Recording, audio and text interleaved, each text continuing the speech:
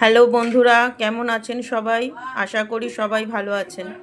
ঠিক আছে, এই যে আমার ঘরে আমার জননী যখন আসে তখনই আমার ঘরে একটু আমার অন্যরকম বোনের পছন্দ মতন খাওয়া হয়। এবার দেখে নিন কী করেছে। এখানে তো কটাগুলো লেচি হয়ে গেছে। কিসের কি করছে দেখে নিন। এটা কি? আচ্ছা, আগে আমার জননীকে দেখুন। ও জননী, জননী, আজকে কি মেনু রাত্রিরে? হ্যাঁ, আলু পরোটা। আলু পরোটা। ওইটা কি আলুর পুর? একটুখানি খেয়ে দেখি। আমার তো একটু চাকা অভ্যাস। সবই উঠছে কিন্তু তোর হাসিটা ওই ঘর থেকেও হাসছে। হুম।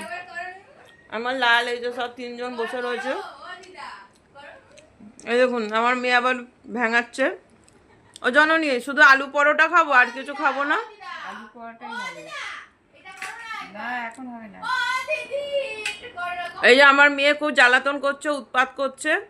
ঠিক আছে, এই যে আলু দিচ্ছি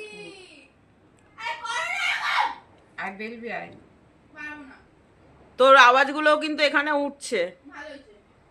এই যে পুর দিয়ে দিল, দেওয়ার পরে ওটাকে আস্তে আস্তে মুড়িয়ে নেবে। নেওয়ার পরে এরকম ডো করে নেবে। ঠিক আছে, ঠিক আছে। আমি এখন ভিডিওটা রাখলাম, কারণ এখন মা করে নিয়েছে। এবার গরম গরম ভাজা হবে আর খাওয়া হবে। ঠিক আছে জননী, গুড নাইট বলে দাও। Good night.